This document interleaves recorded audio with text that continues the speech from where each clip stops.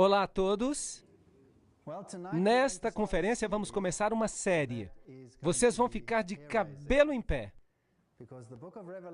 porque o livro do Apocalipse é a história final do conflito final entre as forças do bem e as forças do mal. Também contém a história do conflito da igreja cristã, desde que nasceu até os últimos tempos. É realmente um livro incrível. E com certeza, o autor desse livro não é outro, senão o próprio Jesus Cristo. Estamos vivendo numa época incrível. Estamos vivendo numa época em que as pessoas pouco consideram a Jesus. Creio que estamos vivendo no tempo mais crítico da história deste mundo. E isso vai ser emocionante. Agora, podemos estudar isso tudo de uma maneira superficial, ou podemos fazê-lo de uma maneira mais direta. Creio que estamos vivendo numa época quando não mais há tempo para um ensino superficial. Assim, o que eu quero fazer no próximo bloco de palestras será contar-lhes o que o livro de Apocalipse tem a dizer. Algumas coisas poderão ser um pouco inquietantes, mas eu quero que se lembrem que se já leram os últimos versos, vocês sabem que Jesus é quem ganha. Assim, não há nada com que se preocupar. Quem sabe isso produza medo no coração de alguns quando perceberem o que está acontecendo no mundo e como essas coisas fazem parte de um plano de séculos. Mas Deus predisse tudo nos menores detalhes, há muito tempo atrás.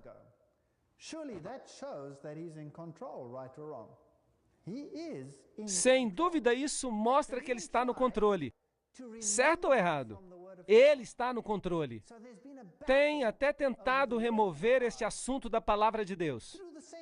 E tem havido uma batalha bem impressionante, através dos tempos e na nossa época também.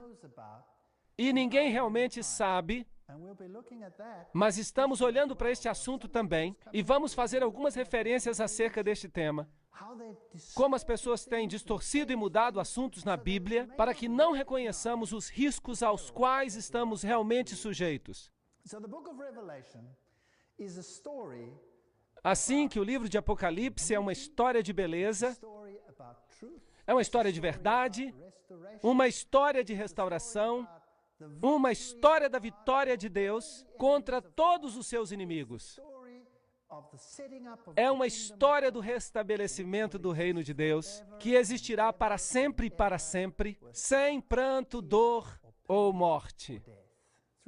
Realmente é uma história espantosa. E não há nada, absolutamente nada que se temer, se tivermos a Deus do nosso lado.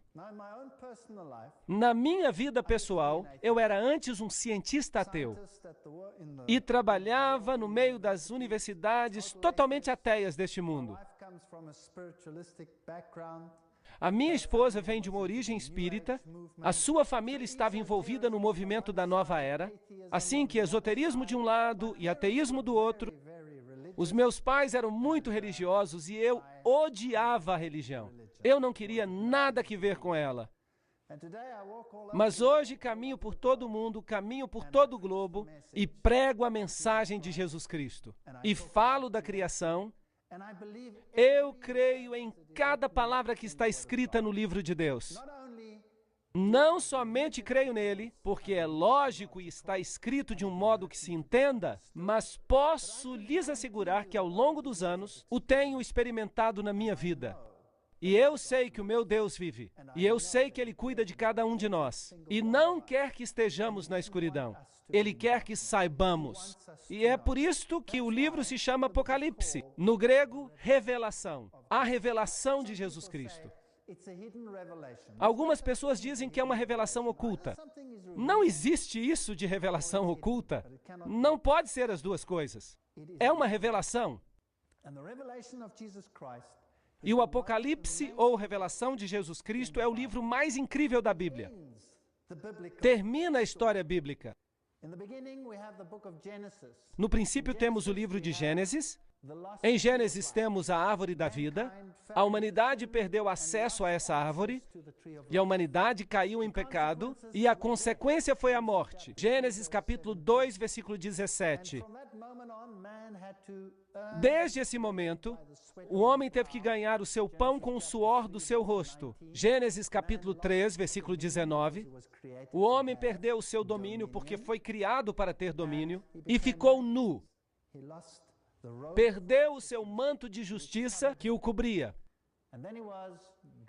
E então foi separado de Deus, porque o pecado e Deus, um Deus santo, são incompatíveis.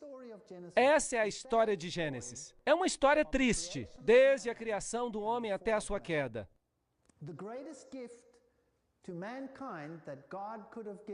E o melhor presente que Deus pode ter dado à humanidade é a liberdade de escolha.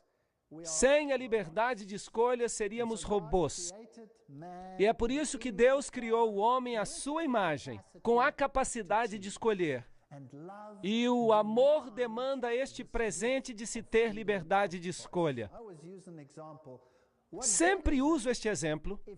Para que te serve ter uma esposa ou um esposo que te ama porque está programado para fazê-lo? Talvez possa ser divertido por uma semana, quem sabe um ano, ou 5 anos, mas acabaríamos por nos cansar. Se uma pessoa é programada para te amar e se de manhã cedo ela diz, eu te amo porque está programada para fazê-lo. Mas isso não tem valor. Agora, o que aconteceria se tivesse a liberdade de escolha? E apesar de todas as suas falhas e de tudo que você faz que lhe causam uma irritação a cada pessoa ao seu redor, que tal se apesar de tudo isso te dissesse, eu te amo, porque escolhe fazer assim? Não seria muito mais significativo? Sem a liberdade de escolha, a vida não teria significado. Por isso, Deus criou o homem à sua imagem com a capacidade de escolher. Isso é especial. E é por isso que o homem escolheu, e desafortunadamente escolheu de forma errada. O Apocalipse é o livro da graça. Em Apocalipse 2, versículo 7, lemos a respeito da restauração da árvore da vida. Lemos acerca da vitória sobre a morte. Em Apocalipse capítulo 2, versículo 11.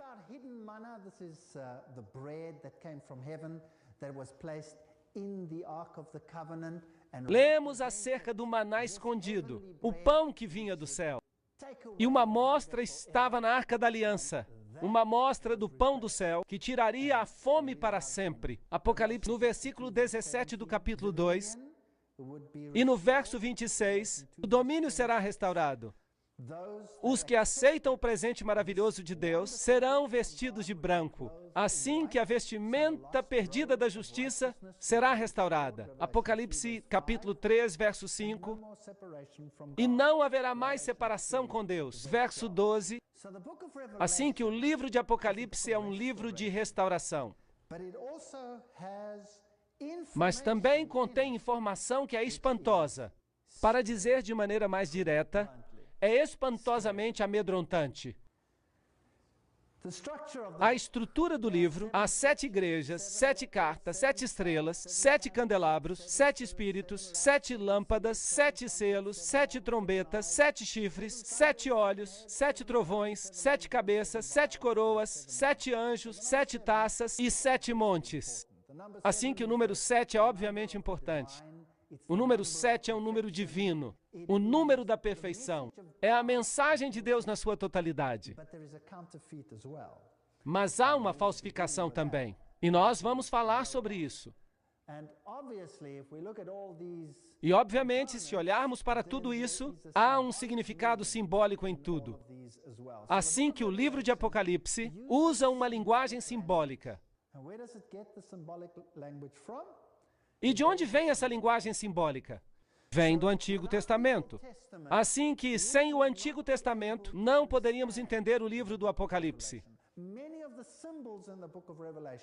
Muitos dos símbolos no livro de Apocalipse vêm, por exemplo, de Zacarias, de Ezequiel, todos os profetas do Antigo Testamento, particularmente de Daniel.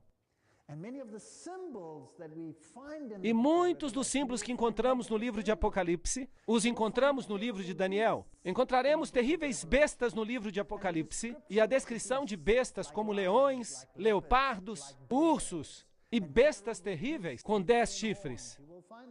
Encontraremos estas também no livro de Daniel. E encontraremos o número 7 no livro de Daniel. Em Daniel, capítulo 7, por exemplo, há bestas ali, e se contarmos as cabeças da besta mencionada em Daniel, capítulo 7, descobriremos que são 7 cabeças. Também encontraremos 7 cabeças no livro de Apocalipse. Por isso, a ilustração vem de lá, e a chave vem desse livro também para o livro do Apocalipse. Infelizmente, não vamos estudar o livro de Daniel para desvendar algumas dessas coisas. Assim que só vamos explicar essas coisas diretamente, mas há alguns vídeos que estão sendo produzidos, que contêm todos os detalhes, como esses elementos simbólicos no livro de Daniel podem ser aplicados ao livro de Apocalipse. Assim que vamos estudar sobre as igrejas, as cartas, as estrelas, os candelabros. Nesta conferência vamos estudar, por exemplo, sobre as 7 igrejas. E muitos desses componentes começarão a ficar claros. Há uma outra coisa acerca do livro de Apocalipse que é fascinante. Encontramos a linguagem do santuário no livro de Apocalipse. Agora, vocês se lembram que no Antigo Testamento os hebreus tiveram que construir um santuário para Deus. E foi feito muito precisamente como esse santuário tinha que parecer, quais eram os componentes. Havia uma parede ao redor, coberta de linho, que representava a justiça. Havia uma porta de entrada ao santuário. Havia um altar no pátio de fora, onde se ofereciam sacrifícios. Havia uma pia onde se lavavam. Também havia um edifício, o qual estava dividido em 2 partes. A primeira parte se chamava Lugar Santo, e a segunda parte, Lugar Santíssimo. E um sumo sacerdote oficiava nesse santuário. E a linguagem do santuário nos fala acerca do ministério do sumo sacerdote. A linguagem do Apocalipse desse ministério do sumo sacerdote se aplica a Jesus, tomaria o lugar de todos esses símbolos descritos no Antigo Testamento. Assim que a linguagem do santuário é muito importante, porque ela nos diz onde e em que etapa do ministério esta história está se desenvolvendo.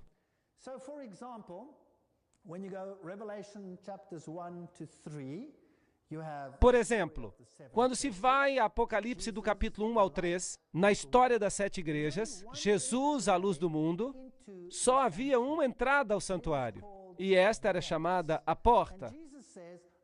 E Jesus diz, eu sou a porta. Aquele que entra por ela terá a vida eterna. De acordo com a Bíblia, há uma porta apenas por onde podemos ser salvos, e é por meio de Jesus Cristo. É isso que a Bíblia diz. Hoje em dia, este ensinamento não é popular. E à medida que os dias passam, vai ser cada vez menos popular. Vamos olhar e vamos ver cada um desses ensinamentos. A entrada da porta é muito importante no Antigo Testamento. Era o lugar onde o juízo ocorria. Os anciãos se assentavam à porta. A porta era a entrada por trás das muralhas, onde se podia entrar para achar segurança. A porta encerra muitos significados simbólicos. E Jesus Cristo disse, eu sou a porta. Eu sou a porta de entrada. Agora, a palavra antiga que usavam para porta era Bab. E há uma história na Bíblia acerca de Babel. Bab-el, portal para Deus. Assim que a história de Babel nos fala de uma outra porta para Deus. Outra entrada para Deus. Bab-el, Babel, porta para Deus. E esta é a história dos seus próprios méritos que leva você para Deus. Um sistema falso que temos e a Bíblia nos apresenta, daqueles que se opõem ao sistema bíblico, que diz que somos salvos apenas pelo sangue do Cordeiro. O único caminho para a salvação não é senão pelos méritos de Cristo, e não pelas nossas obras, mas pelas de Cristo. Esses são os 2 sistemas que têm estado em oposição um ao outro desde a queda do homem. Então aqui nós estamos lidando com luzes. Havia luzes no primeiro compartimento. Isso significa o ministério no santo. Quando nós chegamos a Apocalipse capítulos 3 a 8, nós lidamos com os selos, e aí temos o pão da proposição. Portanto, continuamos no primeiro compartimento do santuário, o lugar santo. Então vem as trombetas, Apocalipse 8 a 11, e ali pode-se ver um altar de ouro. E incenso sobe do altar de ouro. Então, ainda estamos no lugar santo. Então, isso tudo é representativo de um período em que, por assim dizer, o sacerdote está servindo nesse primeiro compartimento. Mas logo que chegamos a Apocalipse 12 a 14, o quadro muda. Ali o profeta vê a Arca de Deus. Agora, a Arca de Deus não está no primeiro aposento do santuário. Está no segundo aposento, que se chama de Lugar Santíssimo, o Hagia Hagion, o Lugar Santíssimo. Assim que o que temos aqui é diferente, é uma outra porção do ministério do sacerdote. Ele só entrava neste lugar onde estava a arca uma vez por ano. E esse era o dia da expiação. Agora, nós temos que tratar sobre muitos assuntos complexos e não temos tempo para revelar todos os detalhes em um só vídeo ou numa só conferência. Em Apocalipse 15 a 25, temos o que chamamos de escatologia, os eventos que se referem ao fim, as coisas finais que se passarão no planeta, aquelas coisas que ainda não aconteceram, mas que vão ocorrer. E se estudamos desta maneira, vai ficar bem claro de que período histórico estamos falando. Há 7 bênçãos no livro de Apocalipse. Bem-aventurado aquele que lê, e os que ouvem as palavras desta profecia e guardam as coisas que nela estão escritas, porque o tempo está próximo. Apocalipse 1:3. Obviamente, Deus quer que o leiamos, que o escutemos e que o levemos no coração, porque como podemos guardar algo que não entendemos? Assim que quando olhamos para esta bênção, não é certo que Deus quer que nós entendamos o que o livro de Apocalipse trata? Absolutamente. Assim que há uma bênção no livro. Como é possível que algumas pessoas digam que esse livro está selado para que ninguém o entenda? Bem, então fica sem esta bênção. Outros dizem que é um livro que não deveria ser lido porque foi escrito para os perdidos. Bem, se este livro foi escrito para os perdidos, como pode haver nele uma bênção para o que lê e o guarda no coração? E ouvi uma voz do céu que dizia: escreve, bem-aventurados os mortos que agora morrem no Senhor. Sim, diz o Espírito, para que descansem dos seus trabalhos e que as suas obras o sigam. Apocalipse 14:13. Aqui também há uma alusão às obras. As obras não são um meio para alcançar a salvação, são uma consequência da salvação. Mas há uma bênção para aqueles que morrem em Cristo, os que aceitaram o Cordeiro como seu meio de salvação, em vez de Babel, que é o outro portal para Deus. Eis que venho como ladrão, bem-aventurado o que vigia e guarda os seus vestidos, para que não ande nu e não se vejam as suas vergonhas. Apocalipse 16:15. Nós não temos justiça, somente Cristo é a nossa justiça. Assim que temos que nos apegar à justiça de Cristo. E se renunciarmos a essa ideia, e se renunciarmos à esperança de sua vinda para salvar aqueles que são dele, então é provável que andemos nus. Apocalipse 19:9, e me disse: bem-aventurados aqueles que são chamados às bodas do Cordeiro. Estas são as verdadeiras palavras de Deus. Bem, obviamente há aqui uma bênção. Se você foi convidado à ceia das bodas do Cordeiro, significa que você faz parte da noiva. Abençoado e santo é o que tem parte na primeira ressurreição. Há 2 ressurreições mencionadas na Bíblia. A primeira ressurreição é a ressurreição daqueles que morrem em Cristo e tomam parte na festa das bodas. Mas logo há uma segunda ressurreição. E eles participam de outra forma, em outra festa, que é chamada a Festa das Aves. E eu acho que nós não vamos querer participar dessa festa. Assim que aqueles que fazem parte da primeira ressurreição serão aqueles que serão sacerdotes com Cristo e reinarão com Ele por 1000 anos. Aqui temos o período do milênio. As 7 bênçãos. Eis que logo venho. Bem-aventurados aqueles que guardam as palavras das profecias deste livro. Apocalipse 22, 7. Eu creio que isto significa mais do que apenas o livro de Apocalipse, mas toda a Bíblia. A Bíblia é o padrão para a formação do caráter. É a história da salvação. E bem-aventurado aquele que guarda os seus mandamentos, para que tenha direito à árvore da vida e possa entrar na cidade pelas portas. Assim que a obediência a Deus é um fator muito importante também. Apocalipse 22, 14. Agora, obviamente, haverá uma oposição contra todos esses fatores. O livro de Apocalipse está escrito com uma estrutura particular. Essa estrutura nós chamamos de quiasma. É uma estrutura literária que designa eventos de uma forma particular no tempo. Por exemplo, se tomamos o livro de Apocalipse em sua totalidade, ele está escrito em forma de pirâmide. E as primeiras partes são o que chamamos de braço.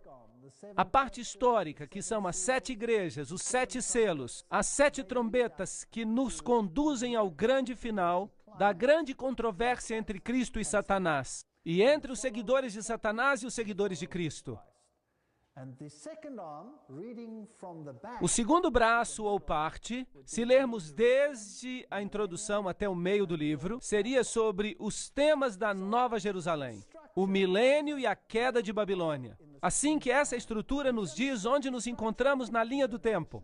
E se você entender a estrutura do livro de Apocalipse, então será mais fácil manejá-lo. Porque há algumas pessoas que gostam de arremessar coisas para todos os lados. Há muitos que tomam as trombetas e as atiram para o futuro. Em outras palavras, para a parte escatológica. E então tomam as trombetas e as aplicam aos eventos que ainda vão acontecer no futuro, quando Deus restaurará todas as coisas. Mas com certeza isso destrói a estrutura, o quiasma. E você não pode destruir o quiasma. Você também pode ver como todos esses sistemas se encaixam observando a linguagem do santuário, utilizada no texto. Por exemplo, quando observamos as igrejas, os selos e as trombetas, a linguagem que se utiliza é ainda sobre o primeiro aposento. Nós vamos tratar desse assunto à medida que nós avancemos. Não temos que entender tudo agora. Assim que a estrutura nos indica onde nos encontramos na linha do tempo, para que não nos adiantemos. Temos que seguir regras. E esta é uma maneira maravilhosa de revelar o livro do Apocalipse.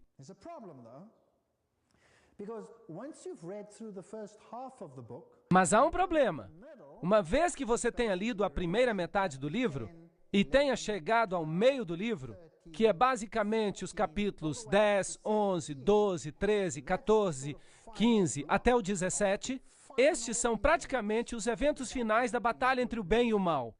Uma vez que você começa a ler depois destes capítulos, você vai estar lendo os eventos de forma inversa, porque o quiasma está estruturado assim, e se torna tudo muito confuso. E as coisas, então, estão numa sequência diferente. E o livro de Apocalipse pode não fazer mais sentido, tornando-se complexo. E você não consegue mais colocar os acontecimentos nesta ordem, a não ser nesta ordem particular. Mas se você sabe que a estrutura é um quiasma, então você vai poder ler as palavras como se seguem.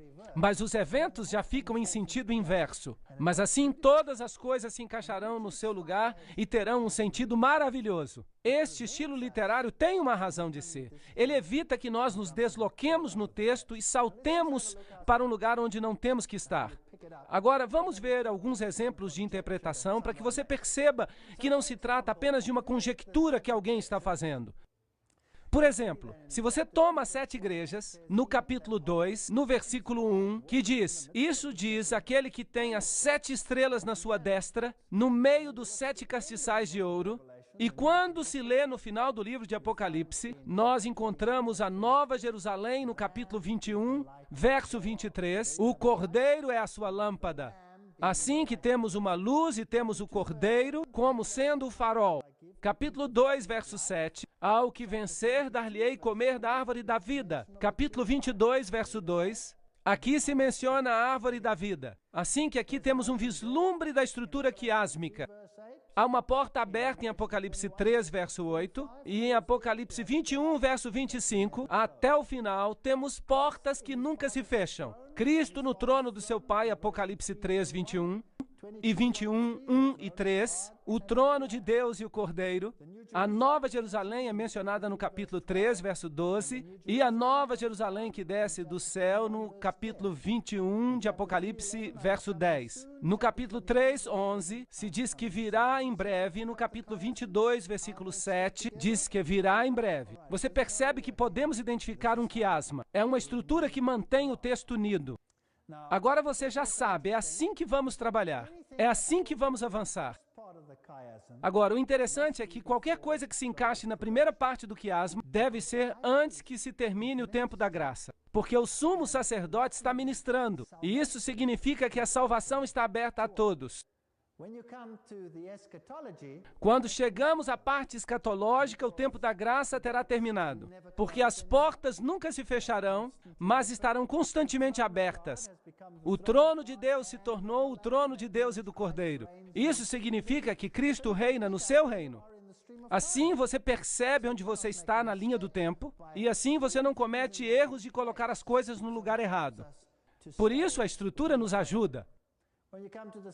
Quando chegamos aos 7 selos, e a história começa ali, e novamente os 7 selos falam sobre Cristo e o seu povo afligido. E temos pessoas que ressuscitaram e se sentam no trono. Aqui estão afligidos, ali estão sentados no trono. Então, isso significa que os 7 selos se encaixam na porção histórica de que parte? A porta da graça está aberta e não fechada. Por isso eles ainda estão sendo afligidos. Eles estão aqui na terra, enquanto na segunda parte eles já estão no trono. O seu sofrimento terminou e foram restaurados. Aqui temos o céu aberto. No capítulo 19, 11, temos o céu aberto. No capítulo 6, o que cavalga num cavalo branco. No capítulo 19, o que cavalga num cavalo branco. Capítulo 6, versículo 9. As almas dos que morreram por causa de Deus pedem justiça. E no capítulo 20, as almas dos mártires são ressuscitadas e entronizadas como juízes. No capítulo 6 e 7, se falam de vestiduras brancas. E no capítulo 19, são dadas as vestiduras brancas. No capítulo 6, 15 e 16, escutamos de reis e generais, etc. Pedem para serem mortos. E aqui no capítulo 19, eles são mortos. Outra vez percebemos que a estrutura faz sentido. Então, o livro de Apocalipse contrasta Cristo e o seu povo com Satanás e os seus seguidores. Temos uma trindade de Deus, Pai, Filho e Espírito Santo. E se você olha os seguidores de Satanás, perceberá que há uma falsa trindade. Temos o dragão, a besta e o falso profeta.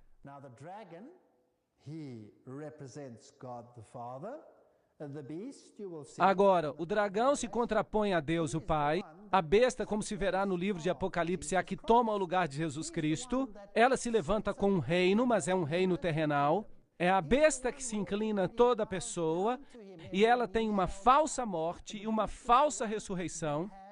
Este é o falso Cristo, o anticristos, em lugar de Jesus Cristo. Porque em 75% dos casos, a palavra anti significa em grego em lugar de. Precisamos saber do que estamos falando aqui. E o falso profeta é, obviamente, aquele que desempenha o papel de um falso Espírito Santo. E estes são os 3 poderes que vão enganar o mundo inteiro e que vão fazê-lo seguir regras equivocadas, seguindo um Salvador equivocado. Esta é uma história perigosa. Está tão perfeitamente feita que, se não estudarmos em detalhe, nem nos vamos dar conta. Você acha que o mundo, em sua maioria, está hoje enganado? Sim ou não? Absolutamente. É isso que diz o livro de Apocalipse.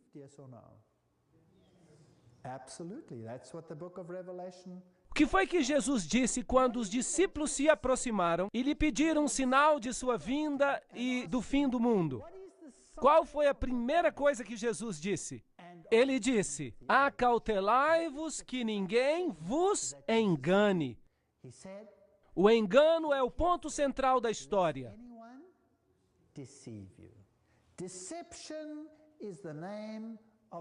Nas conferências que se seguem, nós vamos tratar acerca deste engano, como provavelmente você nunca escutou antes. Vamos falar de coisas que vão deixar você de cabelo arrepiado. Assim, não perca estas conferências. Vamos falar de coisas que são feitas em segredo. Quem faz coisas em segredo? Sim, Jesus disse: nada faço em segredo, mas há muitas coisas que são feitas em secreto.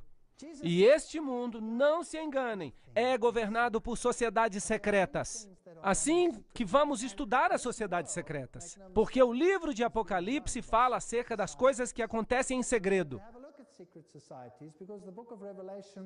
Todo o poder ao Filho, em contraposição ao poder à besta. Em contraste, Hebreus 1:8, Apocalipse 6:2. Todo o poder ao Filho. E no sistema falsificado, todo o poder à besta. As chaves da morte e do inferno, as chaves do abismo. Apocalipse 9:1 e 1:18. Aqui temos o contraste entre Cristo e seus seguidores e Satanás e os seus seguidores. Precisamos ser meticulosos para separá-los.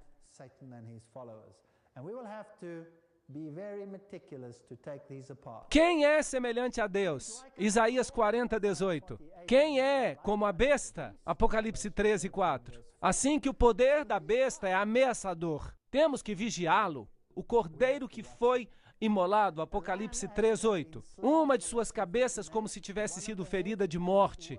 Algumas traduções dizem que parecia ter uma ferida mortal. Aquele que é, que era e que há de vir. Apocalipse 1:4. A besta que é e não é e será. Apocalipse 17:8. Vem o contraste. Assim que vamos falar acerca de uma batalha e do componente visível dessa batalha, que será a besta. Mas está escondida. O seu nome é segredo. É por isso que temos que, por trás das cenas, encontrá-la. Porque aquilo que se vê não é o que é. Aquilo que se vê e que se supõe que tem que ser, mas é sim aquilo que não se vê. Isso é o que tem que ser visto. E supostamente nós temos que saber disso. E é muito importante que descubramos o que acontece por trás das cenas. Então, lemos em Apocalipse 6:16 acerca da ira do Cordeiro, e em Apocalipse 12:12 lemos acerca do diabo e da sua ira. Apocalipse 7:2 e 3, o selo de Deus está na fronte daqueles que o seguem, mas em Apocalipse 13, a marca da besta está na fronte ou na mão, correto? Assim que temos contrastes. Temos o nome de Deus em Apocalipse 14:1 e temos o nome da besta em Apocalipse 13:17. Temos as tribos de Israel em Apocalipse 1:4. Temos as tribos da terra em Apocalipse 1:7. Temos o exército dos céus em Apocalipse 19:14. E temos o exército da terra em Apocalipse 19:19. Temos a guerra contra Satanás e a sua gente. E temos a guerra contra Cristo e seus seguidores. Apocalipse 12:17, etc. Assim que há uma batalha, isso é uma guerra. Isso é uma história de guerra. Temos a ceia do Cordeiro e temos a ceia das aves. Temos as bodas do Cordeiro e temos a prostituta de Babilônia. Temos os apóstolos do Cordeiro, temos os falsos apóstolos. Temos a Jerusalém de Deus, temos Babilônia, a igreja de Satanás. E temos o soberano do céu, da terra e do mar. E temos a besta que sai do mar, que sai da terra, e o dragão. Assim que temos todos estes contrastes no livro de Apocalipse. Se lermos o livro de Jeremias, então temos uma história, um tipo acerca da grande batalha. Como vocês veem, havia na história uma guerra real entre Babilônia e o povo de Deus. E o profeta Jeremias os advertiu contra a vinda de Babilônia. Vem aí, Babilônia. Será que o povo gostou da mensagem de Jeremias? Não, eles não gostaram nem um pouquinho. E o jogaram numa cisterna, e o espancaram, e o colocaram num tronco, e fizeram todo tipo de maldades com o pobre Jeremias. Eles não gostaram da mensagem. E de fato nada mudou. Jeremias 2:11. Houve alguma nação que trocou os seus deuses por aquilo que não eram deuses? No entanto, o meu povo trocou a sua glória pelo que não eram deuses. Esta é uma batalha acerca do povo de Deus. Espantai disso, ó céus, e horrorizai-vos.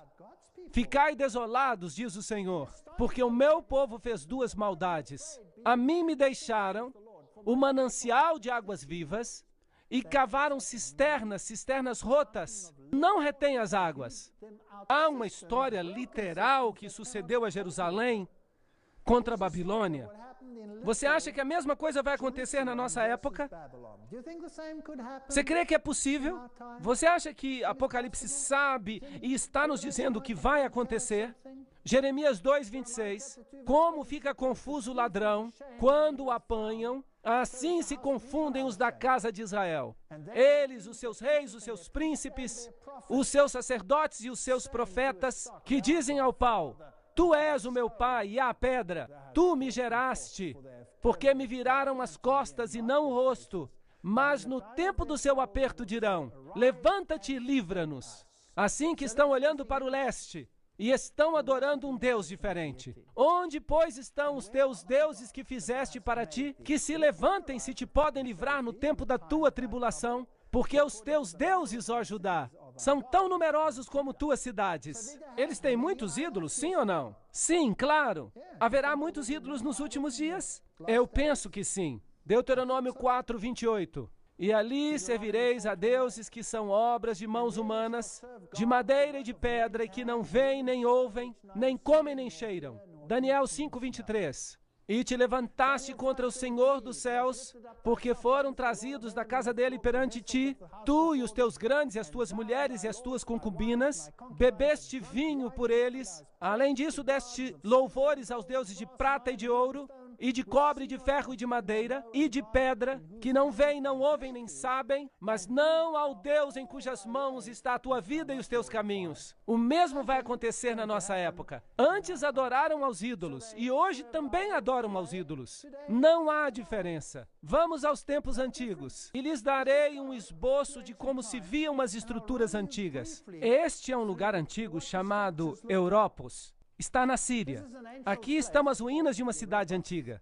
E podíamos chegar ali com este tipo de transporte, mas me parece um pouco frágil.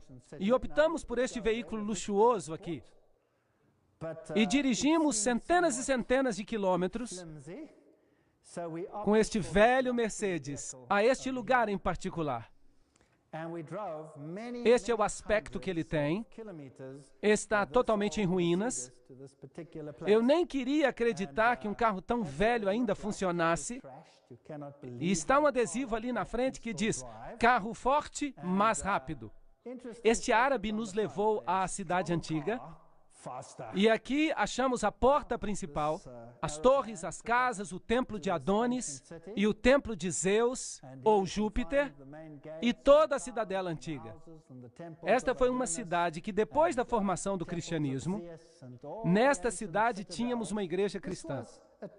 E é muito interessante. Se você observar as fundações, veja como ela era. E era aqui que os cristãos se reuniam. E no mesmo povoado havia outros templos. Assim que as pessoas visitavam o templo de Adonis, por exemplo, e ele era o filho de Deus, por assim dizer. Aqui havia uma falsificação do Filho de Deus. E como era? Só dá para ver os alicerces. Obviamente, aqui estava o edifício. E se entrava por aqui. E havia uma parede central com corredores ao lado, e aqui havia duas pilastras separando este corredor dos corredores do lado. E havia altares nos corredores. E havia um altar principal no meio. Agora, quem constrói assim hoje? Cada catedral na face da terra tem esta mesma estrutura. Cada catedral. Isso não é interessante? Claro, poderíamos falar em detalhes, mas não faremos isso. Sim, estão construídas exatamente como este edifício. Agora, aqui está o rio Eufrates, que estamos lidando com uma boa tipologia de Babilônia.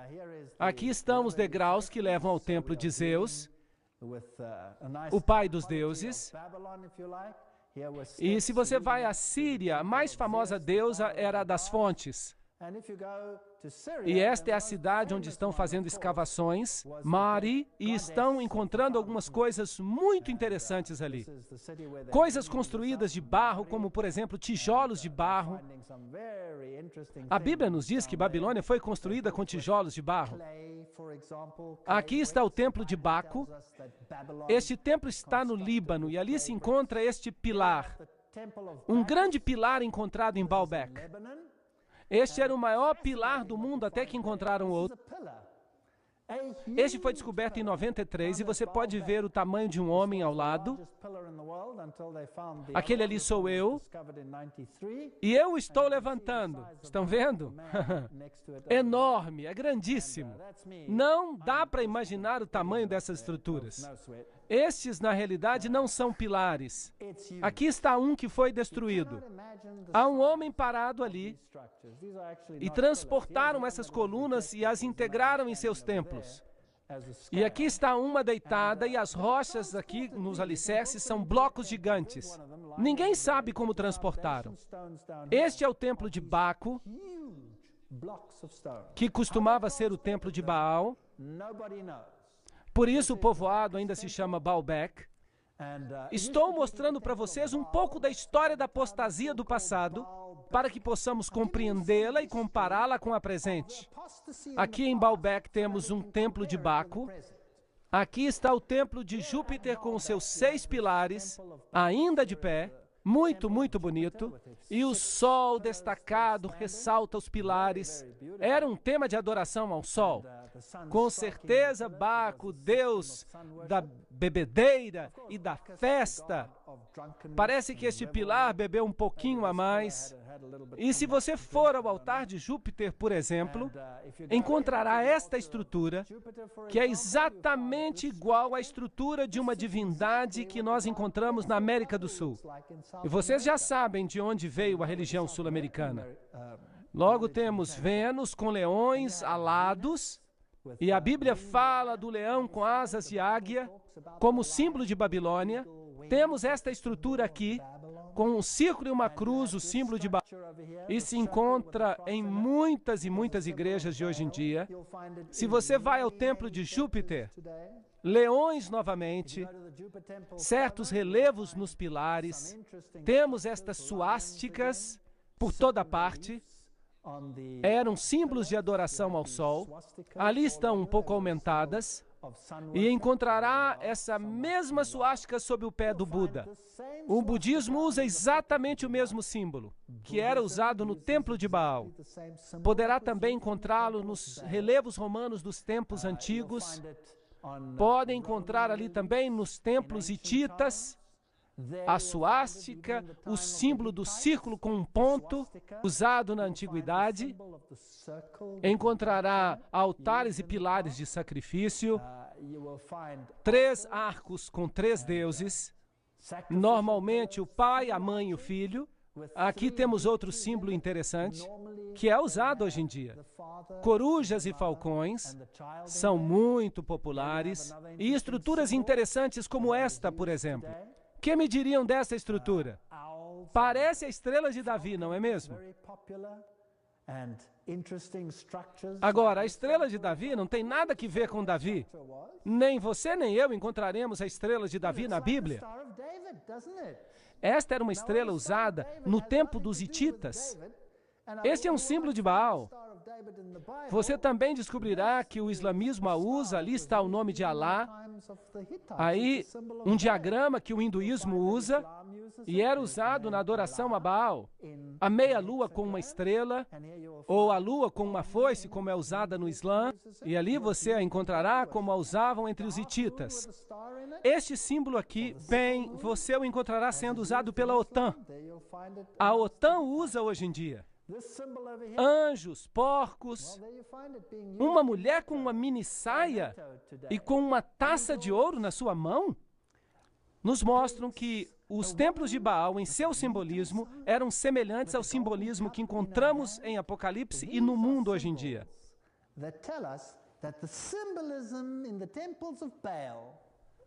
E vamos comparar as épocas neste tempo que passaremos juntos. Vamos ver o que aconteceu no passado e vamos ver o que acontece hoje. Uma grande apostasia como a que existiu no passado para com Deus e é também encontrada hoje, existe hoje em dia. Cristo está sendo destronado hoje como foi destronado no passado. E é o momento de colocá-lo outra vez no centro, atribuindo-lhe o lugar certo que ele merece.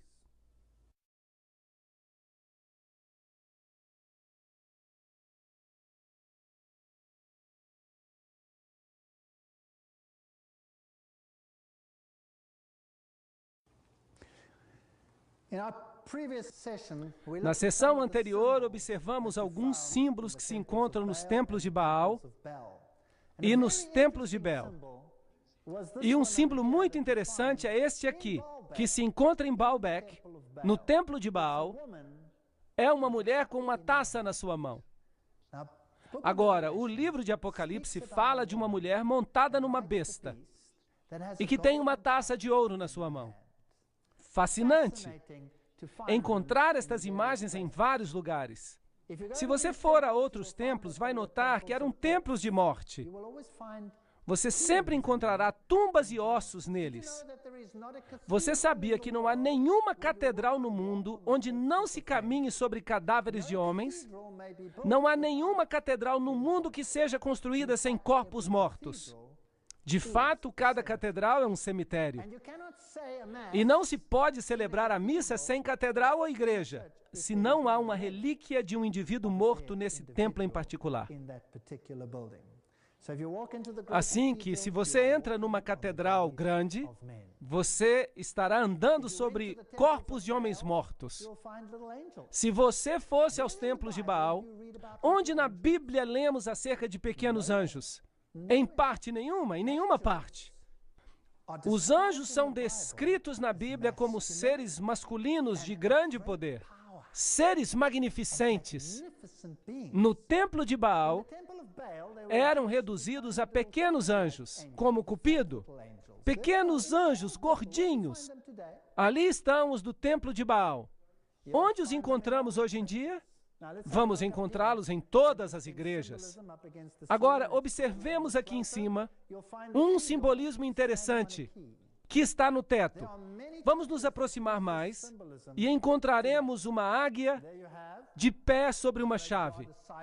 Há muitas igrejas que usam este símbolo hoje. Ali temos o grande deus Osíris, com asas e cones de pinho, e os deuses e as deusas da luxúria, do desejo, dentro dos hexagramas e dos hexágonos. E os hexagramas e os hexágonos ficam no teto do templo de Baal. Como você pode vê-los ali, se você olhar para cima? Esta é a cidade das palmas, Palmira. E tem a maior coluna que ainda existe nos dias de hoje. Ainda hoje há palmeiras por aqui. Este é o maior conjunto de colunas romanas ainda existente. E se você observar, elas ainda são magníficas. E se você olhar na parte de trás, há o templo de Bel. Agora, a palavra Bel é usada pela indústria de maneira exclusiva.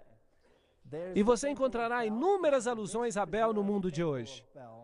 Ali está o templo de Bel. Este é o templo mais bem preservado de Bel no mundo. Provavelmente uma forma de Baal. E este é o pátio, na parte de fora do templo. Este era o lugar onde se ofereciam sacrifícios. Também tinha um lugar santo e um lugar santíssimo. Estava estruturado no mesmo plano, basicamente, que o templo de Israel. Mas, seguramente, Satanás é um anjo caído do céu e ele também tinha os seus planos. Assim que o templo dele é uma falsificação da história celestial. Se você observar acima, no teto, vai ver o simbolismo do sol, e temos as palmeiras, e temos também as divindades representadas com cones de vinho, E temos também as divindades representadas com cones de pinho, e romãs e abacaxis. E você encontrará auréolas ao seu redor. Ao redor das divindades do sol. Outra vez você vai encontrar penas e águias. E uma coisa interessante, coisas muito interessantes nas paredes, das quais nem sequer necessitamos discutir. Esta aqui é muito interessante. É a chama de Lúcifer. Esta é a chama de Baal. Com o que ela se parece? Parece a tocha olímpica. Em realidade, acabaram de acender uma outro dia. E se você observá-la na televisão, ela faz uma oração a quem? A Apolo, ao Deus Sol. Não está morto hoje em dia. Está apenas disfarçado. Seguramente temos as uvas de Baco, temos as flores de lis, e os triângulos e as esfinges, com seus peitorais, representações femininas. Aqui está uma, e anjos com asas entre cones de pinho. E há um triângulo, ao contrário, invertido, com águias dentro. Este simbolismo é usado hoje em dia por todas as entidades políticas do mundo. Assim que temos muitas coisas que perceber no livro de Apocalipse. A águia, em todas as suas formas, é um símbolo de muitas nações. Assim que o livro de Apocalipse vai nos contar acerca deste grande conflito entre o bem e o mal. Este grande conflito entre a idolatria e a adoração ao Deus verdadeiro. Vamos examinar coisas que vão deixar você surpreso. Vamos ver os detalhes que se passam por trás das cenas. Como o mundo de hoje está se movendo para colocar no trono outro poder. E o livro de Apocalipse nos adverte acerca dessas coisas. Assim que vamos analisar o primeiro capítulo, verso por verso.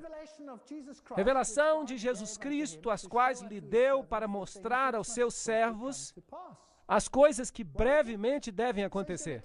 Que maravilha! Portanto, ele nos dirá antes do tempo que vai acontecer. Agora, se alguém tem o poder de dizer a você exatamente o que vai acontecer antes de acontecer, não é essa uma pessoa em quem se pode confiar? Eu diria que sim. De fato, foi a profecia que me mudou de um homem ateu para um homem crente. E a experiência me ensinou a seguir a Jesus Cristo. Ele não está apenas no papel, ele é real. Tem crédito, é confiável e as suas promessas são verdadeiras.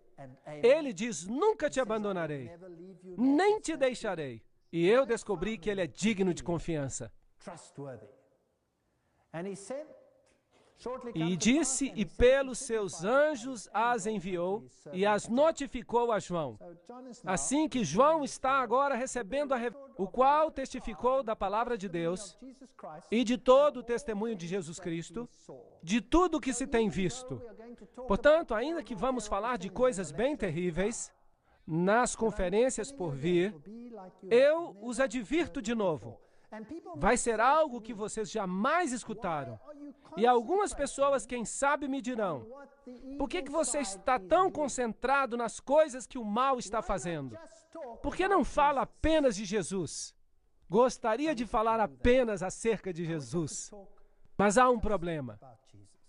Como você se sentiria se tivesse um filho que você realmente ama?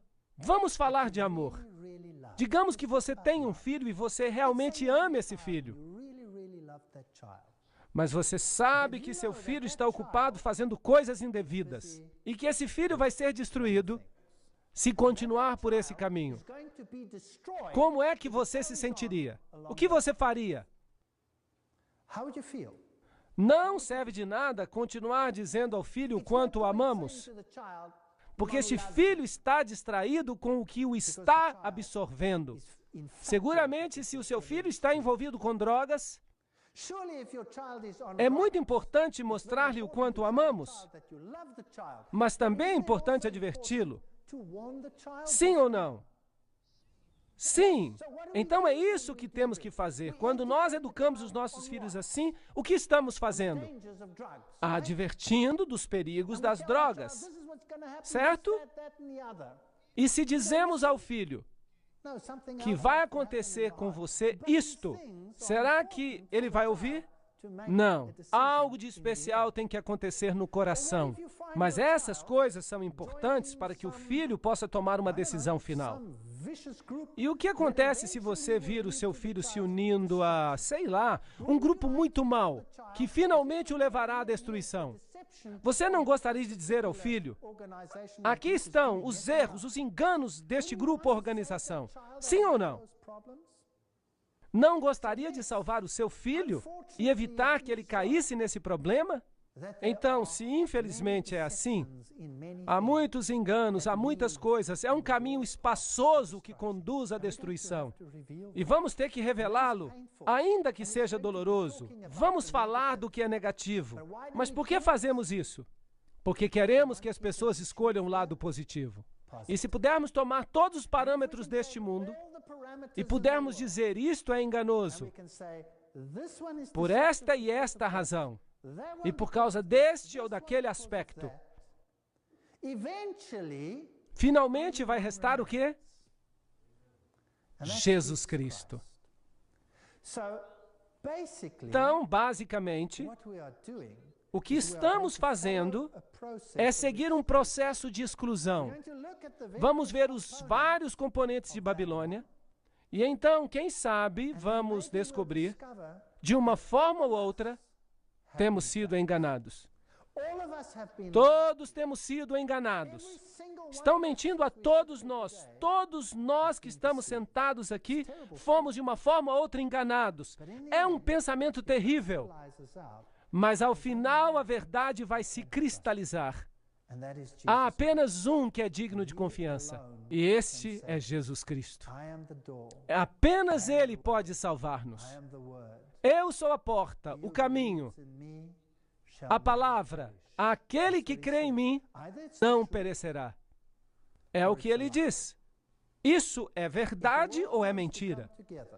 Se o mundo quer se unir em uma grande família feliz, e se todos nós temos que tolerar cada ensino feito no mundo, será que isso é verdade ou é mentira?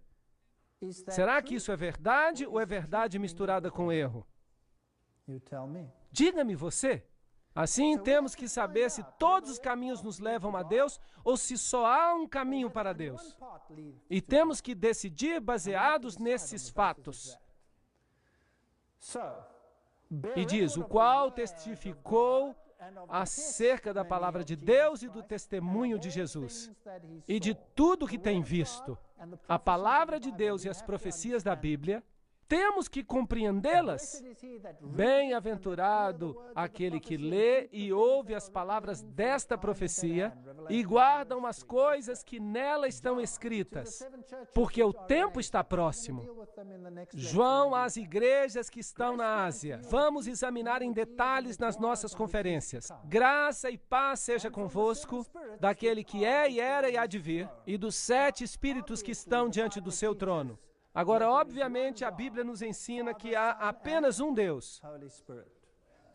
Pai, Filho e Espírito Santo. Assim que o número 7 é o número da perfeição. Também haverá 7 períodos de tempo. Vamos debater os eventos dos períodos de tempo, divididos em 7. Assim que os 7 espíritos diante de Deus representam um espírito perante Deus, o número perfeito, 7, através de todo o tempo da história. Um espírito. Portanto, não deveríamos ficar confusos com vários espíritos, porque a Bíblia tem que estar em harmonia consigo mesma. E logo a parte grandiosa de Apocalipse capítulo 1 nos diz quem é o autor. Está escrito de uma forma maravilhosa. Está escrito de uma maneira que se chama epanados. Agora, um epanados é como um quiasma, exceto que em vez de descrever os eventos, ele os cita em uma determinada sequência. Por exemplo, este epanados inclui uma série de citações em que se quer enfatizar um ponto especial. Isaías 55:4 fala acerca da testemunha, é uma referência a Apocalipse 1:5, que é uma citação de Isaías. E se vai até o final desta, há uma outra citação em Apocalipse 1:16. É um verso que também vem de Isaías. Então, há outro ponto, o segundo ponto mencionado. Apocalipse 1:7 fala acerca da vinda nas nuvens.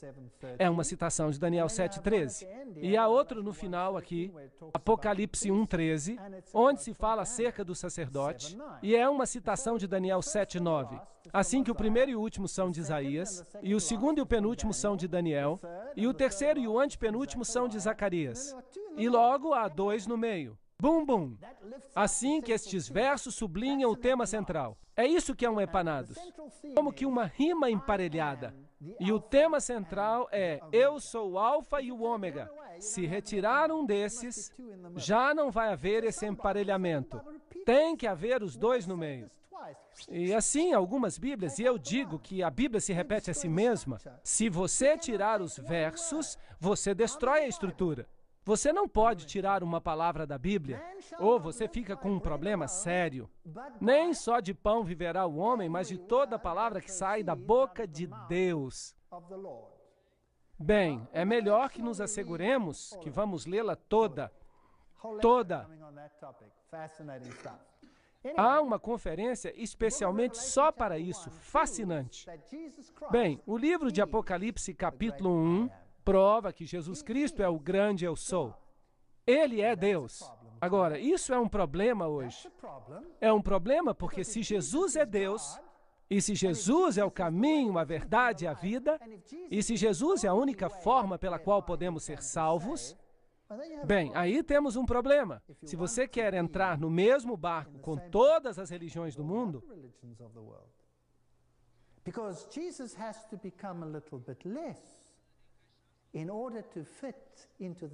porque Jesus então terá que ser diminuído para que possa ficar no mesmo nível que os demais. Bem, obviamente, o mundo não pode permitir que um grupo diga que tem uma religião superior. Uma religião superior a de qualquer outro grupo. Não pode ser. Está de acordo comigo? No mundo em que vivemos hoje, não se permite isso. Assim que Jesus tem que se tornar menos importante para que os outros possam ser mais importantes. Como é que vamos fazer isso? Cria-se a dor da exclusividade. Em outras palavras, você faz com que ser exclusivo seja algo tão doloroso que isso obriga as pessoas a serem menos exclusivas. Isso faz sentido? Pense nisso. Ou ele é ou não é o que diz ser. E da parte de Jesus Cristo, que é a fiel testemunha, o primogênito dos mortos, o príncipe dos reis da terra, aquele que nos ama e no seu sangue nos lavou dos nossos pecados. É isso que se diz acerca de Jesus? Sim ou não? Isso é exclusivo, especial, ou é uma coisa igual a todas as outras? Eu não estou fazendo graça com outras religiões. Eu só estou fazendo uma pergunta. Será que Jesus está no mesmo nível de, por exemplo, Buda? Considerando este texto em particular, sim ou não? Está no mesmo nível de Zoroastro? Está no mesmo nível de Shivas? Sim ou não? Osíris? Sim ou não? Não. Porque ele é diferente. Ele nos amou, nos lavou, é o Rei dos Reis, é o príncipe de todos eles, e ele é o único que pode salvar. Porque ele é o único que é Deus. Sabem qual a diferença entre o cristianismo e as outras religiões do mundo? A diferença é que a tumba de Cristo está vazia. O cristianismo é a única religião na face da Terra que dá uma explicação para a situação atual do planeta.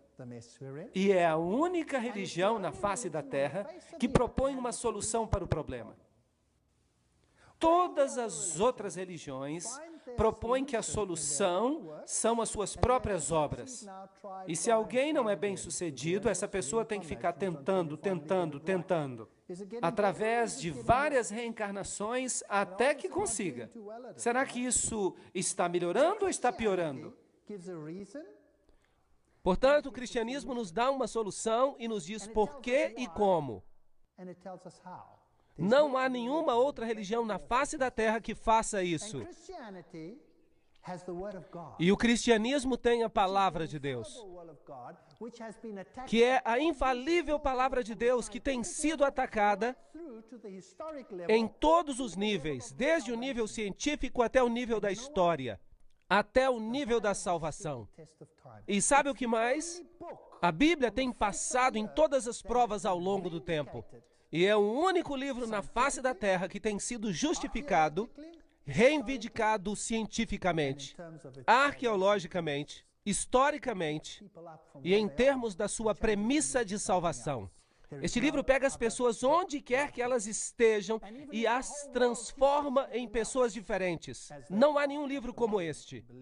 E ainda que todo mundo ensine algo diferente, como estão fazendo neste momento, creiam que estão fazendo isso, então peguem esse assunto da evolução e da criação e deem uma olhada. Falo isso com base científica. Eu fui professor de universidade por mais de 30 anos. Fui professor de zoologia. E provavelmente eu era o único naquela universidade secular que não cria na evolução. Isso exigiu muita coragem. E os fez reis e sacerdotes para Deus e seu Pai, e a Ele glória e poder para todos sempre. Amém. Eis que vem nas nuvens e todo olho verá, e até mesmo os que o traspassaram e todas as tribos da terra se lamentarão sobre ele. Sim, amém. Em outras palavras, em vez de terem essa alegria suntuosa na vinda de Cristo, a maioria fará o quê? Se lamentará. Aqui há uma história diferente daquela que está sendo ensinada ao mundo cristão hoje, que fala a respeito da restauração do reino e de uma segunda oportunidade. Alguns dizem, não temos que esperar até que todo olho veja, porque seremos arrebatados. Será que a Bíblia ensina isso? Eu sou o Alfa e o Ômega. Aí está o centro do Epanados, o princípio e o fim, diz o Senhor, que é, que era e que há de vir, o Todo-Poderoso. Isso é falar diretamente. Jesus Cristo, no livro de Apocalipse, não é somente identificado como Rei dos Reis e Salvador do mundo, mas é identificado como Deus. Se fazemos de Jesus menos do que Ele é, então temos um problema, porque deixamos de ter um Salvador. Porque, então, esse Salvador estaria no mesmo buraco, no mesmo barco em que nós nos encontramos. Portanto, Ele é Deus. Eu, João, que também sou vosso irmão e companheiro nas aflições, no reino e na paciência de Jesus Cristo, estava na ilha de Pátimos, por causa da palavra de Deus. Assim, se você prega a palavra de Deus, você fica encrencado.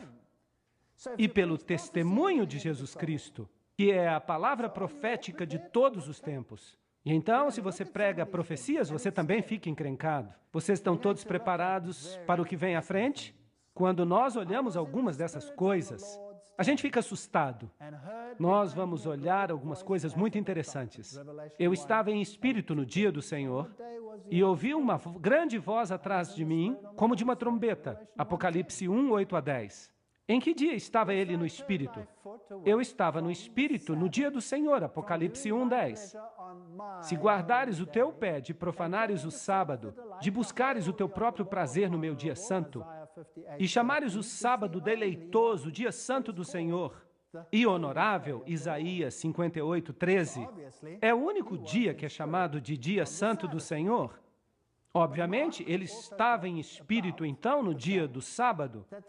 Mas Marcos 2, 28 também fala que o Filho do Homem é Senhor também do sábado. Obviamente, ele recebeu a visão nesse dia, no dia de sábado. E Deus mostrou a ele o que estava prestes a ocorrer em todo o mundo. Dizendo, eu sou o Alfa e o Ômega, o primeiro e o último. E o que tu vês, escreve-o num livro. E envia-o às 7 igrejas que estão na Ásia. E eu não vou falar dos detalhes, porque vou falar deles na próxima palestra. Para Éfeso, Esmirna, Pérgamo, Tiatira, Sardes, Filadélfia, Laodiceia. Cada nome tem um significado especial. Até a localização tem um significado especial. Apocalipse 1:11. Eu me virei para ver a voz que falava comigo, e quando eu me virei, eu vi 7 candelabros de ouro. Onde é que ele está vendo Jesus? Em que compartimento ele vê Jesus? Ele o vê no compartimento santo. Obviamente, nós temos aqui um aspecto temporal. O ministério do sumo sacerdote está ocorrendo no lugar santo, não no lugar santíssimo. Assim que não é o Yom Kippur, o dia do juízo, mas é antes do dia do juízo final. Assim que, historicamente, estamos em um tempo anterior ao fim do tempo da graça. Jesus está ministrando no lugar santo. É ali que João o vê, porque o vê ministrando entre os 7 castiçais. Historicamente, isso é importante. Se você observar a rota postal antiga, você vai ver várias cidades. Éfeso, Esmirna, Pérgamo, Tiatira, Sardes, Filadélfia, Laodiceia. Essa é a mais antiga rota postal. E vamos cobrir este tema na próxima conferência. E ele então tem essa grande visão que ele está ministrando entre os 7 castiçais de ouro. E os castiçais simbolizam o quê? A luz do mundo. Jesus é a luz do mundo. Apocalipse 1:3. E no meio dos 7 castiçais, um semelhante ao Filho do Homem. Jesus, o sumo sacerdote que ministra por nós. Ele é a luz do mundo. Ele é o pão do céu, o pão da presença. Ele é o nosso mediador. Ele é o altar do incenso. E o incenso que acende representa o ministério de Cristo, fazendo com que as nossas orações sejam aceitáveis diante de Deus. A Deus, por meio de suas mediações, chegam as orações. Ele é o que se encarrega, que trabalha em nós para mudar os nossos corações de pedra em corações de carne. Ele é a imagem que temos de Jesus Cristo, cuidadoso, que está no controle, que sabe exatamente o que você vai passar, que nos prediz os detalhes, como Ele permite que a apostasia tome forma, pois ela existe mesmo nos nossos tempos. Agora, isso me surpreende. Se eu fosse Deus, teríamos um problema sério. Graças a Deus que eu não sou Deus. Porque eu não teria a paciência que Ele tem para afrontar e enfrentar essa apostasia da maneira que Ele faz. Como Ele permite que ela cresça e dê fruto, para que todos possam ver o que ela é. Por certo, se você olha para o mundo hoje em dia, é um lugar prazeroso? Não, já não é um lugar prazeroso. Em alguns países, eu venho da África do Sul, as nossas casas viraram prisões. Há assassinatos à direita e à esquerda, e por todos os lados foram assassinadas. É horrível o que está acontecendo. E ninguém, nem mesmo sabe, se você toma um país como o Zimbábue, que estão sendo expulsos de suas terras, já não há santidade de nada. Estamos vivendo em tempos horríveis. Já não é seguro para uma jovem, já não é seguro para um jovem nesses dias sair para caminhar sozinho. Em que tipo de mundo estamos vivendo? E se você olha as coisas horrendas que se veem no mundo hoje, talvez, quem sabe, você se pergunte, como Deus pode permitir isso? Deus está permitindo que o pecado e a apostasia amadureçam até o ponto em que todos possam ver o que significa escolher contra os caminhos da justiça de Deus em favor dos caminhos dos homens. Esse é um ato de amor. E no meio desse temor e confusão, há um lugar de paz, para onde Ele nos chama, dizendo, vinde a mim, todos os que estáis cansados e oprimidos, e eu vos aliviarei. Então podemos, no meio da confusão, encontrar paz. Podemos escolher caminhar através da vida e olhar para os espinhos e sarças e cardos.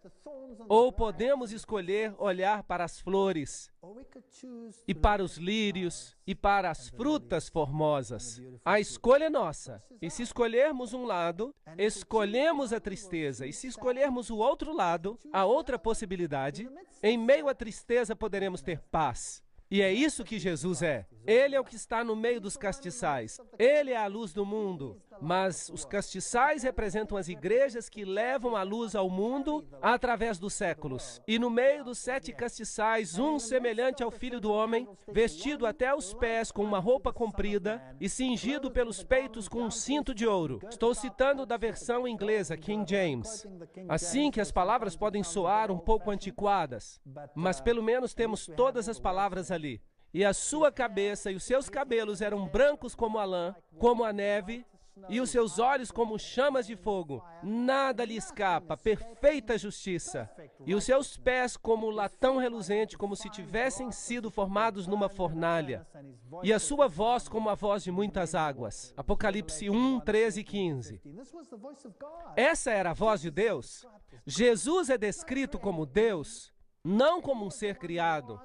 Ele é o que é, que era e que será, que é desde toda a eternidade. O que iniciou o processo da criação, o que falou com majestade e poder. É assim que ele é descrito aqui. A visão que temos aqui é a visão que Daniel teve, Ezequiel também teve. Então ele está vendo a Deus, Jeová. É esse quem ele está vendo.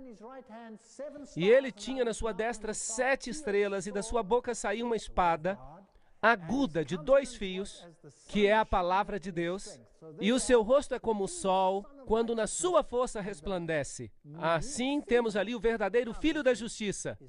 Caía a seus pés como morto, e ele se pôs sobre mim, e ele pôs sobre mim a sua destra, dizendo: não temas, eu sou o primeiro e último. E se você quer levar uma mensagem para casa hoje à noite, será esta: apesar do que vamos tratar nestas conferências, não temas, eu sou o primeiro e último. Eu sou o que vivo e fui morto, mas eis que estou aqui vivo para todo sempre. Amém. E tenho as chaves da morte e do inferno. Ele é o único que pode salvar a você, e ele prometeu fazer isso. Escreve as coisas que tens visto, as que são e as que depois destas irão acontecer. Temos aqui uma chave. Como vamos interpretar o que o livro de Apocalipse está dizendo? Trata-se do que estamos vendo, que é agora. As coisas que são. O profeta está vendo que as suas visões se aplicam a este tempo, e as que depois destas vão acontecer. O que é isso? O futuro. Então, como lemos o livro de Apocalipse? Seguramente esta é a chave. Então, se esta é a chave, ela se aplica ao que se passou, a esta altura e ao longo da história, até o futuro. Sim ou não? Deus é justo. Ele escreveria no seu livro e colocaria na Bíblia e repartiria com todas as gerações, e depois diria: aqui está um livro, mas não é para ti. É apenas para aqueles que viverão daqui a milhares de anos? Ou será que Deus vai fazer um livro com informação para todas as gerações? Sim ou não? Deus é justo, imparcial. Mas há alguns grupos hoje que tomam o livro de Apocalipse e o aplicam apenas ao futuro. Em realidade, o aplicam a uma geração que nem sequer vai estar aqui quando essas coisas ocorrerem de fato. A toda a igreja que, como dizem, será arrebatada.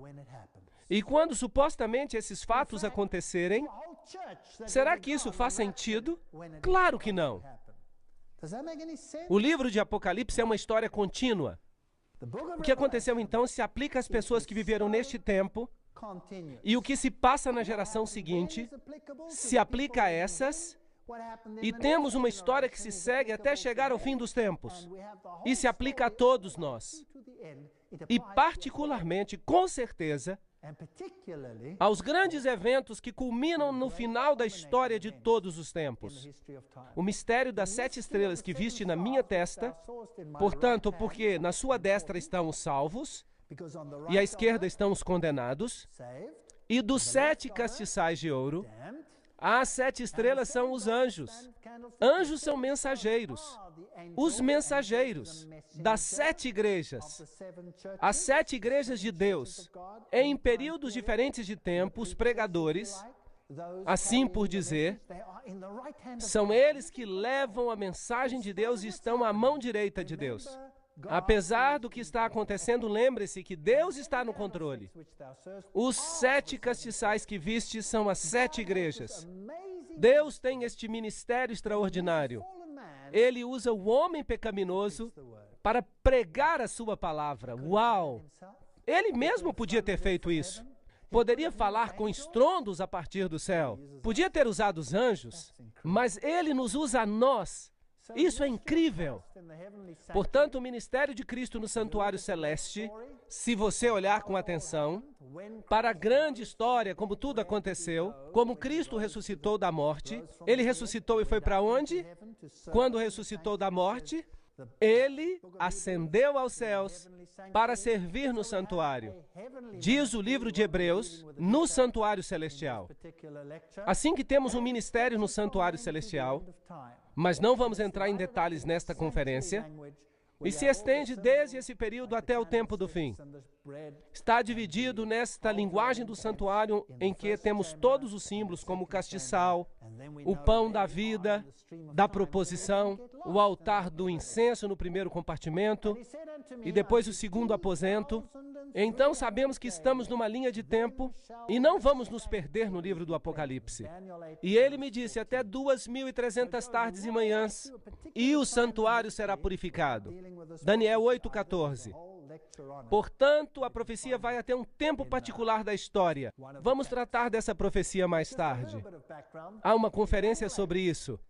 E a podemos encontrar mais tarde. Mas um pouco mais de informação, em Daniel 8 nos é descrito o progresso de uma profecia espantosa. E veio para perto de onde eu estava, este anjo, e vindo ele, me amedrontei e caí sobre o meu rosto. Mas ele me disse, entende, filho do homem, porque esta visão acontecerá no tempo do fim. Não no fim do tempo, mas no tempo do fim. Estando eu ainda falando na oração, o homem Gabriel, que eu tinha visto na minha visão, no princípio, veio dizendo, Daniel, agora saí para fazer-te entender o sentido. E logo continua a nos dar essa profecia espantosa, que é uma profecia messiânica. A mais perfeita profecia que você pode imaginar, porque nos dá o tempo em que o Messias viria. E essa profecia é tão precisa, que no Talmud se lê que os ossos da mão e os ossos do pé, dos dedos, caiam e se decomponham daqueles que se voltarem para as páginas do livro de Daniel, para descobrir o tempo de Daniel 9, 24 e 27. Isso está escrito no Talmud. E que sua memória desapareça da face da terra para todo sempre. Lei Talmúdica, página 978, seção 2. Por que o Talmud judaico contém uma maldição assim? Para alguém que trate de decifrar o período de Daniel 9, 24 a 27. Vou explicar por quê. Porque o texto nos diz exatamente quando virá o Messias. E nos diz exatamente o que o Messias vai fazer. Não estamos estudando essa profecia em detalhes, porque há todo um vídeo sobre isso. Você pode vê-lo. Mas, em realidade, o centro do problema é que isso se aplica a somente um Messias na história da humanidade. E este é Jesus Cristo. Ninguém mais. E se eles aceitassem Daniel 9, 24 a 27, o que aconteceria à religião judaica? Teria que se converter à religião cristã. E desapareceria da face da terra. E isso é algo que eles não querem. Assim que é melhor maldizer aquele que analisa essas páginas. Elas nos dizem quando o decreto sairá, elas nos dizem quando o Messias começaria o seu ministério e nos dizem quando o Messias morreria. 31 depois de Cristo. E nos dizem quando o Evangelho iria aos gentios. É uma profecia espantosa. É uma profecia de 2.300 anos que aborda esse tremendo período de tempo Desde o momento quando se publicou o decreto para restaurar Jerusalém, até o tempo do juízo. E há uma data ali, 1844, porque os 2.300 dias proféticos, ao se somar tudo, dão 2.300 anos a partir da lei. E a Bíblia nos diz no livro de Números e no livro de Ezequiel que podemos equivaler um dia a um ano profético. Logo, chegamos a uma data interessante, mas vamos ver sobre isso em outra conferência. É muito complicada para analisarmos tudo agora. E logo há um tempo que a Bíblia chama de tempo do fim. Estamos vivendo nesse tempo agora mesmo. E logo chegaremos ao tempo da eternidade. E a Bíblia nos ensina que Jesus está seguindo com o seu ministério, como foi tipificado no serviço do santuário terrestre. Hebreus 9:11. Mas vindo Cristo, o sumo sacerdote dos bens futuros, por um maior e mais perfeito tabernáculo, não feito por mãos, isto é, não desta criação, não é terrestre, nem por sangue de bodes e bezerros, mas por seu próprio sangue. Entrou uma vez no santuário, Hagion, havendo efetuado uma eterna redenção por nós. Ponto muito importante. Isso é o que diz a versão King James em inglês. Algumas traduções modernas não dizem isso, assim que trocaram o lugar santo pelo lugar santíssimo. Então temos um problema, porque agora o ministério de Cristo tem que se mover no tempo. Mas isso é uma história complicada da qual vamos tratar depois. Não pode ser no lugar santíssimo, tem que ser no lugar santo, porque se fosse no lugar santíssimo, não diria Hagion, mas Hagia Hagion. E não diz isso, diz apenas Hagion, que significa santuário. Hebreus 9:12. Nem por sangue de bodes e bezerros, mas pelo seu próprio sangue. Assim que este ministério pode ter começado apenas uma vez, quando Jesus morreu. Por isso, Jesus deve ter entrado no santuário para iniciar esse ministério, somente depois da sua morte. O que significa que ele entrou no primeiro aposento e não no segundo aposento, porque o sumo sacerdote só entrava no segundo aposento uma vez por ano. E no livro de Apocalipse, onde vemos Jesus servindo? No capítulo 1, ele está entre os candelabros. Assim que não podemos distorcer a Bíblia aqui e ali. Talvez isso seja agora um pouco complicado, mas simplesmente registre isso, não se preocupe com tudo agora. Nós vamos entender mais tarde. Hebreus 9:3. Mas depois do segundo véu estava o tabernáculo que se chama o Santo dos Santos, Hagia Hagion. O sumo sacerdote ia uma vez por ano. E aqui temos uma história diferente. Quando é que Jesus fez isso? Obviamente, algum tempo depois da sua ressurreição. Assim que a pergunta que tenho para vocês nesta noite é que se temos um sumo sacerdote, e se esse sumo sacerdote é Deus, e se esse sumo sacerdote é o único, como é que podemos ser salvos pelo seu sangue? Então temos que escolhê-lo acima de todos os outros. Se não existe nenhum outro nome entre o céu e a terra pelo qual possamos ser salvos, então temos que escolhê-lo acima de todos os outros. Mas eu tenho algumas notícias para vocês. Se vocês o escolherem, vocês vão ter problemas. Mais cedo ou mais tarde, seja no seu círculo imediato de amigos ou num círculo mais amplo. Mas eu e a minha casa decidimos servir ao Senhor e eu os convido a fazer o mesmo. Obrigado.